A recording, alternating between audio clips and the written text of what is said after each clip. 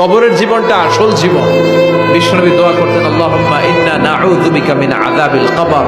আল্লাহ, আমি আপনার কাছে কবরের আযাব থেকে পানাহ চাই, কবরের আযাব থেকে বাঁচতে চাই। এই কবরের মধ্যে অনেক ফিতনা হবে, অনেক সুয়াল হবে। কবরে প্রশ্ন আছে না নাই? কথা বলেন। প্রথম প্রশ্ন জিজ্ঞেস করা হবে, মার রব্বুক, তোমার রব কে?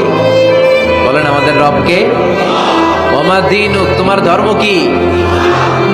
বিশ্বনবীর চেহারা দেখিয়ে বলা হবে, তাআরিফু মান হাযা রাজুল, এই লোকটারে চিনো? আমরা কি বলবো? আমরা চিনি, উনি আমাদের প্রিয় রাসূল মুহাম্মদুর রাসূলুল্লাহ সাল্লাল্লাহু আলাইহি ওয়াসাল্লাম। এরপরে জিজ্ঞেস করা হবে, এগুলো কোত্থেকে শিখলা? আমরা বলবো কোরআন থেকে। ফায়ুফসাহু লাহু কবরুহু ৭০ যিরাআন, সুন্দর সুন্দর উত্তর করতে পারলে আপনার কবরটারে ৭০ হাত লম্বা করে দেওয়া হবে। ইফতাহু লাহু বাবুন ইলাল জান্নাহ, জান্নাতের দিকে একটা দরজা লাগিয়ে